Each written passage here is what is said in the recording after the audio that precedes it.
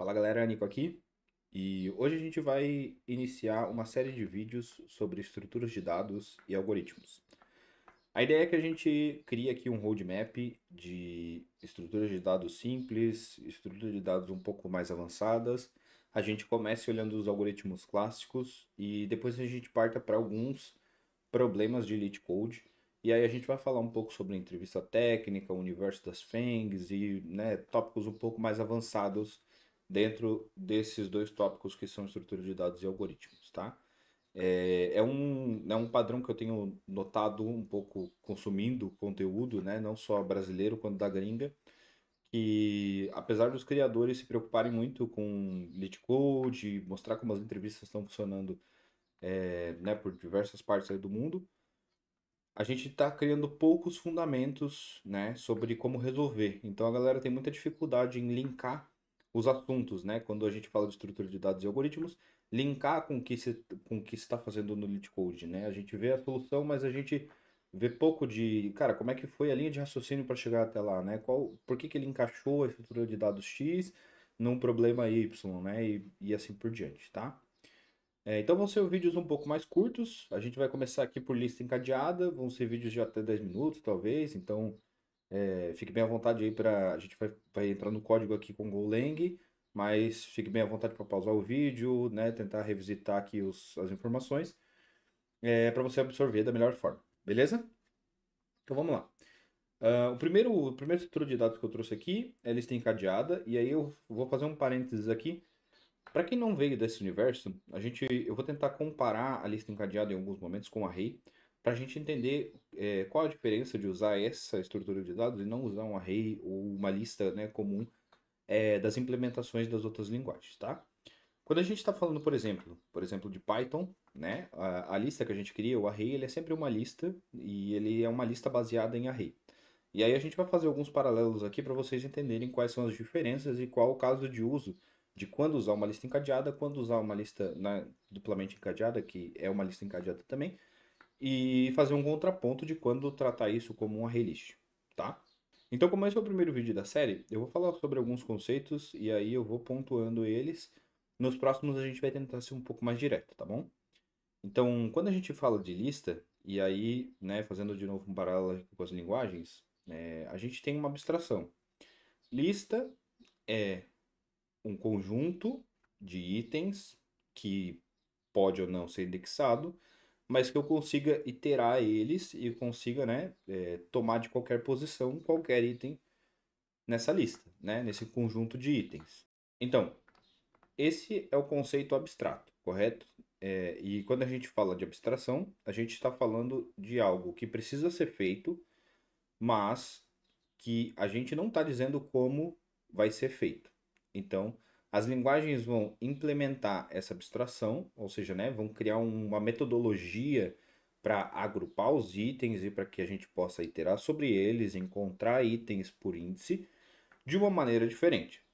Então, a lista encadeada é uma implementação, é uma forma concreta de como fazer essa abstração dar certo, ou seja, como agrupar os itens em uma lista e que eu possa pegar eles, né, usando ali alguns mecanismos que a gente vai ver um pouco mais para frente, tá bom? Então, eu trouxe dois conjuntos aqui para explicar os dois tipos de lista encadeada. A gente tem uma lista só encadeada, né, ou unicamente encadeada, que vocês também vão encontrar em LeetCodes ou em literaturas como Singlai, que é uma lista em que os itens, cada item da lista, ele aponta para o próximo, né? Então eu tenho um valor e eu tenho qual é o próximo item dessa lista, tá? E a lista duplamente encadeada, ou double, ela aponta tanto para o item da frente quanto para o item de trás. Então, por isso, duplamente encadeada, né? Ela vai tanto para frente quanto para trás, tá? Um paralelo que a gente pode fazer é que a lista encadeada ela é uma corrente, tá? E cada elo permite ou ir para o próximo elo, né? No caso da lista unicamente encadeada, ou ir para o próximo e para o anterior, tá? Então, falando um pouco de maneira mais concreta, né, e como que a gente vai fazer isso no código, que daqui a pouco a gente vai partir para a prática, é o primeiro item aqui, a gente vai chamar ele de head, tá? Né? Cabeça. E ele chama de cabeça porque ele vai encabeçar a lista, né? Então o primeiro item é que vai ditar todo o resto da lista. Por quê?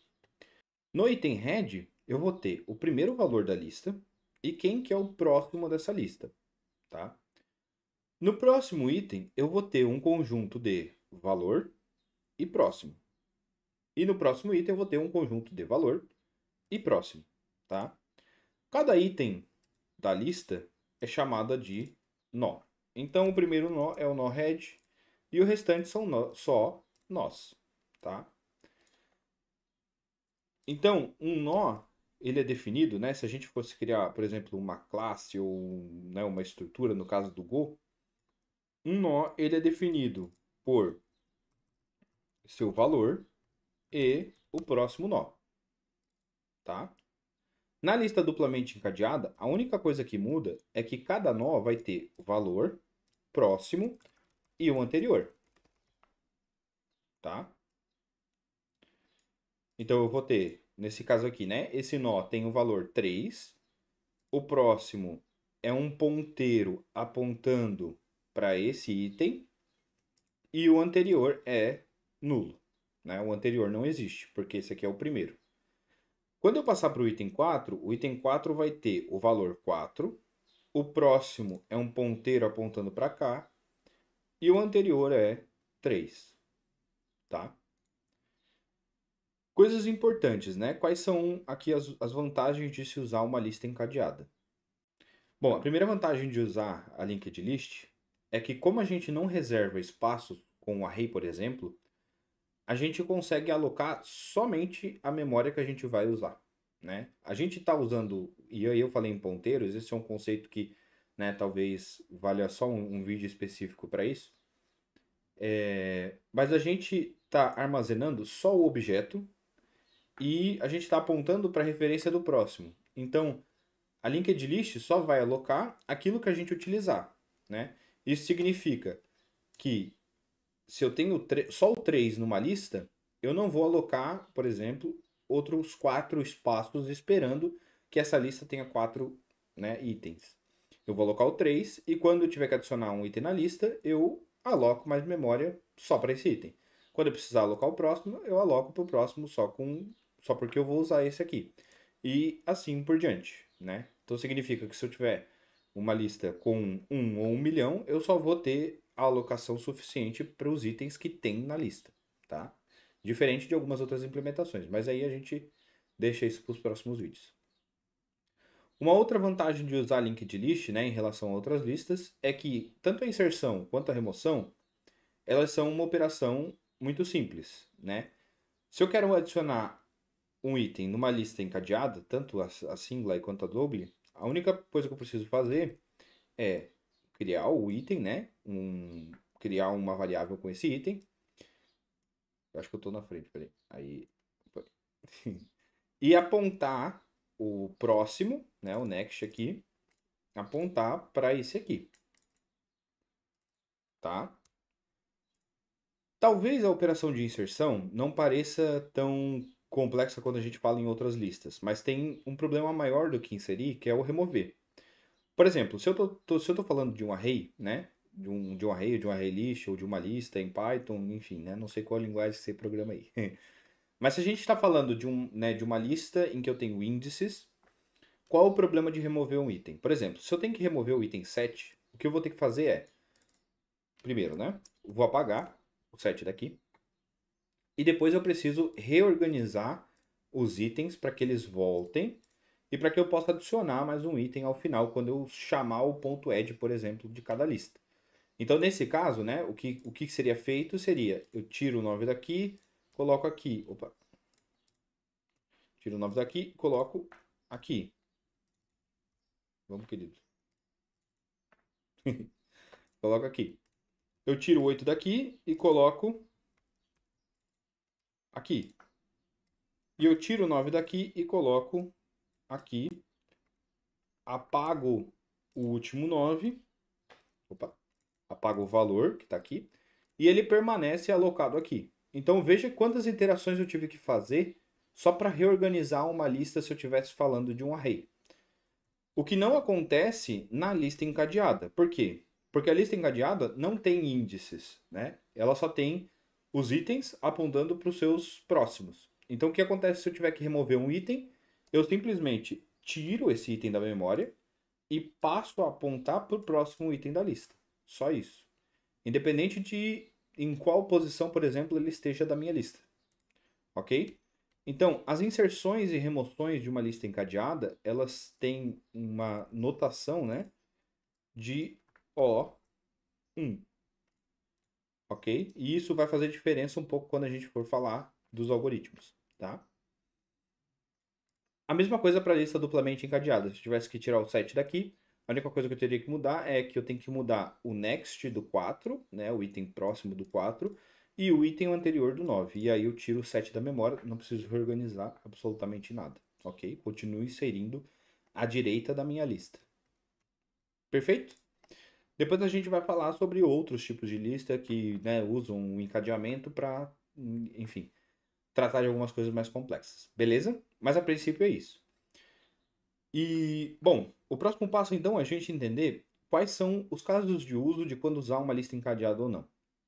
Basicamente assim, não é uma regra, né, escrita em pedra, mas você pode tomar como verdade que as listas encadeadas elas são muito mais performáticas, onde eu tenho um cenário em que eu preciso inserir e remover itens muito rapidamente, tá?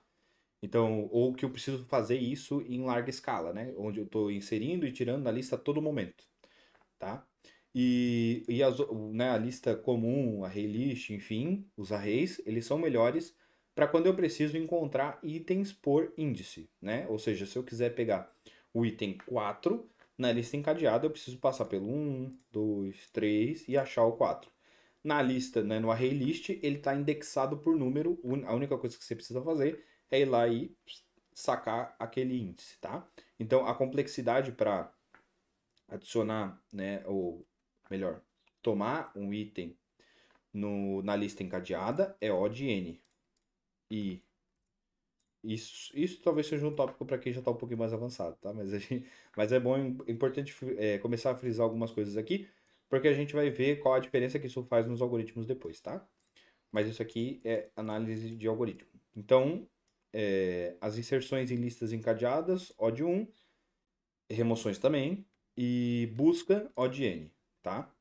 E na lista comum, né, no array list, é o contrário. As inserções e remoções tomam O de N e as operações de pegar, né, as operações de achar um item, elas são O de 1, tá? Então, quais são... Eu trouxe dois casos de uso aqui e, né, como eu falei, não tem nada escrito em pedra, mas são casos de uso bem comuns, que são playlist de música e histórico de navegação.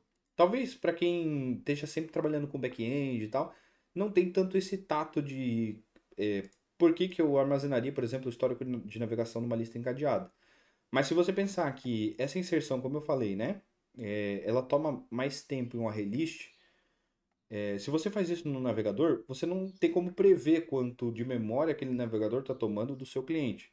Né? E em alguns casos você tem navegadores mais potentes, você tem máquinas, né, de clientes mais potentes e tem máquinas que não são tão potentes, assim como tem celulares, né? Os celulares né, hoje a gente tem uma gama muito grande de Androids, desde, sei lá, não sei quais estão ativos com Android, mas vamos chutar por pelo menos uns 15 anos, né?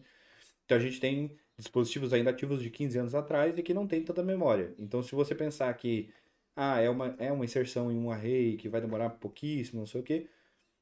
Se você pensar para o histórico de navegação, o browser do cara, né, tá rodando no Android, que tem pouca memória, que está competindo com outros, né, outros processos em paralelo.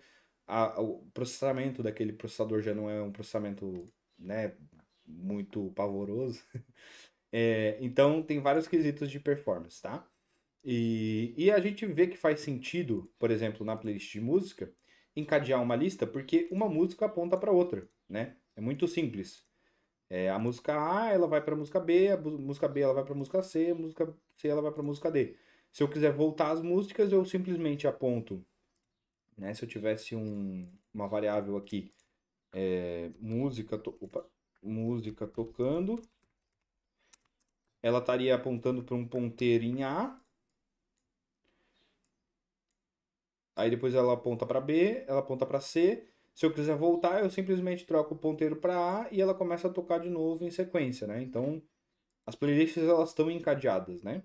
E a mesma coisa para o histórico de navegação, né? O botãozinho de ir para frente e voltar é uma lista encadeada dupla, né? Então, aqui se eu tenho uma variável aba atual, né? A aba atual, ela é um nó da lista. Vamos, por exemplo, se eu tiver em C, e ela está apontando para C, né? Um ponteirinho aqui, ponteirinho. Se eu quero voltar à página, eu simplesmente aponto para B. E se eu quiser avançar, eu aponto para C, e depois para D, e depois para E. E assim eu não perco qual é o histórico de navegação e qual a sequência das páginas que eu estou acessando. Correto? Então são né, dois casos aqui muito simples e que talvez elucidem um pouco mais de por que usar uma lista encadeada. Tá bom? Então vamos para a parte legal, que é a parte do código. Vou cortar aqui para a janela e já volto. Então tá, eu tô aqui na janela do VS Code e aí eu, né, falei que vai ser em Go aqui, a gente vai tratar, acho que todas essa série de vídeos de algoritmos e estrutura de dados em Go, porque é a linguagem que eu tenho programado mais, é uma linguagem que também tá em afinidade com o mercado, né, e acho que a galera tá entrando agora, tá entrando com Python e Go, tá? Então é uma tendência aí que vem atingindo e aí, né, vem várias pesquisas, né, para comprovar essa mudança aí de mercado, tá bom? Então vamos lá. Eu vou separar em duas structs, tá? Uma struct vai ser para nossa lista encadeada única, tá? Então vai ser node singly, por exemplo, tá? E aqui eu vou ter o valor, que é um inteiro, por exemplo, mas poderia ser qualquer outro tipo aqui. E o próximo, que é um node singly. Ó, faltou o struct aqui, né? Beleza. Tá reclamando aqui. Beleza. Um ponteiro. Perdão. Um ponteiro. Bom, e aí eu tenho duplamente encadeada. Node double struct. Que vai ter, por exemplo, também um valor inteiro. O next, que é um ponteiro dele mesmo. E o anterior, que também é um nó, tá? E isso aqui é o suficiente para a gente criar a lista encadeada. Só isso, tá? Como é que a gente usaria essa lista? Vamos supor que a gente está falando lá do nosso playlist de música. O que aconteceria? Aqui, em vez de o value ser um int, seria uma string, por exemplo, com a URL da próxima música, né? Então aqui eu criaria o head, né, que é o que encabeça a lista. E aí eu diria que ele é um node singly com o valor, que é a URL, por exemplo, do primeiro vídeo, URL barra playlist barra 1, que é a primeira música, mais o next, que nesse momento é nulo, tá? E aí, como é que eu faço para criar o próximo item da lista? Eu vou aqui, crio head.next, recebe uma referência de memória, node singly, que tem o valor da próxima música e o next new. Agora significa dizer que eu tenho dois itens na lista. Um, né, com a playlist 1, vou botar um comentário. Playlist 1 que aponta para o playlist 2. Então eu tenho esses dois valores, né? Um apontando para o outro, tá? E assim por diante. Aqui head.next node, node singly. Aí seria next, eu estou acessando o item 2, ponto, next, eu estou acessando o item 3, ponto, node singly. Isso aqui começa a ficar um pouco mais complicado agora, né? Porque a gente já está acessando next do next, ou seja, né, é um ponteiro dentro de um ponteiro e assim por diante. Como é que a gente facilitaria isso? A gente pode criar aqui uma função de adicionar. Então, como é que eu vou fazer? Eu vou criar uma função para esse nó, n, node singly, a função né, do nó único, adicionar. E eu vou adicionar o item string. Beleza. Como é que eu faço para achar o próximo a ser adicionado, né? Então eu vou ter aqui, ó. Então eu vou ter que criar uma condição enquanto aqui esse last na real é o nó. Enquanto o last.next for diferente de new, eu atribuo last a last.next, né? Então eu vou iterando essa lista até encontrar um que não tenha próximo. Quando eu encontrei um que não tenha próximo, eu adiciono, eu crio um novo nó, node singly, com o valor item e o next nulo. É isso. Beleza, vamos ver aqui. Deixa eu ver para rodar. O meu console do VS Code é um pouco bugado às vezes. Aí, tranquilo. Bom, ele exibiu aqui o URL playlist 1, que é o valor, e new, que é o next aqui. Então, o que a gente vai fazer agora? Head.add, e aí eu vou botar o URL playlist 2. Fechou? E aí ele deveria adicionar e o playlist 3 também. Então, o que deveria aparecer aqui é o URL playlist 1, aqui outro nó com URL playlist 2 e next para esse aqui, e esse ali sem próximo. Ele exibiu a referência de memória. Bom, galera, para não precisar ficar descoisando ele, né? Como é que é? Deserializando ele, eu vou printar assim, pra gente só ver que tá aqui dentro, tá? Next, boa. Beleza, então o primeiro que exibiu né, o primeiro nó, que é esse aqui. O next é a referência de memória, né? Ou seja, o ponteiro para o próximo. E o próximo um ponteiro para esse aqui, né? E esse aqui tem o URL playlist 3 e new, ou seja, não tem próximo, tá? E aí se eu desse mais um add aqui, ele ia adicionando e assim por diante, tá? Fechou. É isso. E agora, como é que a gente trata a lista duplamente encadeada? É muito parecido, a diferença é que, né, ao adicionar, a gente tem que adicionar o próximo e o anterior, tá? Então, vou criar aqui, ó. Vamos primeiro criar o node doubly, beleza. O valor dele aqui aí passa a ser string, né, que a gente falou. Deixa eu fechar aqui para vocês. Aí, teria melhor visibilidade. Beleza. E aí, previous é também um new aqui, nesse caso. E o head sempre vai ter o previous new, porque não tem ninguém atrás dele. No adicionar, a gente pode copiar aqui esse aqui. Opa. A gente pode copiar esse aqui. Node double. E ao adicionar aqui, ele vai pedir o previous, né? Então, o previous é, na verdade, o last. Opa, desatenção. Beleza. E aí eu adiciono que o próximo, né? O próximo é new, porque eu estou adicionando o item à direita da lista. E o anterior é o último, né? Que estava da lista sem próximo. É isso. Beleza? Então vamos testar. Aqui eu vou dar um read.add. E aí eu vou passar aqui. Eu poderia ter deixado aqui, né? Viajei. Read. Opa.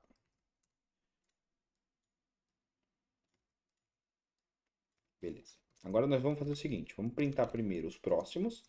Então, read, que é o primeiro.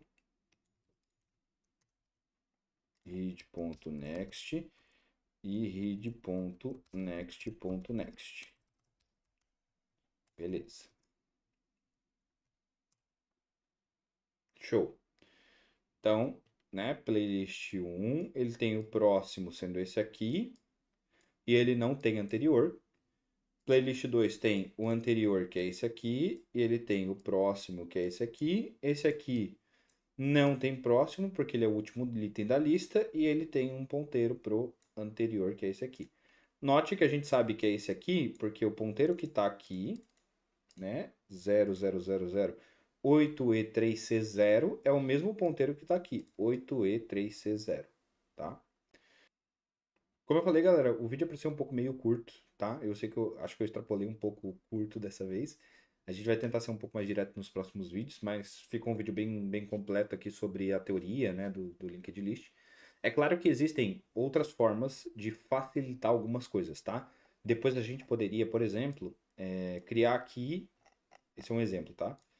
Criar aqui uma linked list e eu passo a ter um nó aqui dentro, node, que é o nó, como node double, tendo o head. E eu posso guardar também, para facilitar, o último. Então, eu não precisaria fazer, por exemplo, essa busca. Eu sempre teria o último, e aí eu vou inserindo, né? Eu só pego o último aqui, como eles são. Opa, eles são ponteiros. Como eles são ponteiros e estão apontando para referência de memória, eu consigo só passar o ponteiro para o próximo e trocar a referência do último. Então eu fico sempre com a referência do último e do primeiro, né? E aí o primeiro eu consigo iterar sobre a lista e o último eu consigo só adicionar e trocar ele. E aí, né, eu torno mais otimizada essa funcionalidade, tá? Em algumas linguagens, né, como por exemplo Java, o C Sharp que eu citei no início, que são linguagens que já trazem essa implementação, esse tipo de otimização já é feito, tá?